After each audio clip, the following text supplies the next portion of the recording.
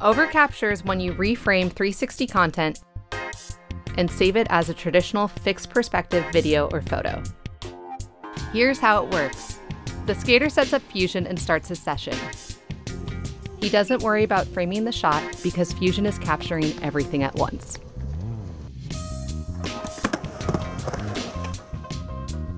When he's done skating, he uses the GoPro app to transfer the 360 footage to his phone so that he can create an awesome overcapture video that he can post and share. First, he presses the overcapture icon.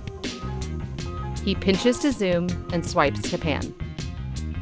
By tilting his phone and moving it in space, he can explore all the different perspectives. He has complete control to create a new video from any angle he wants. All he has to do is hit record to capture exactly what he sees on his phone. With overcapture, he can reshoot the scene as many times as he wants from endless perspectives. Check out his finished video. It looks like it was shot by a team of professionals, but all he needed was Fusion and the GoPro app. It's ready to post and share.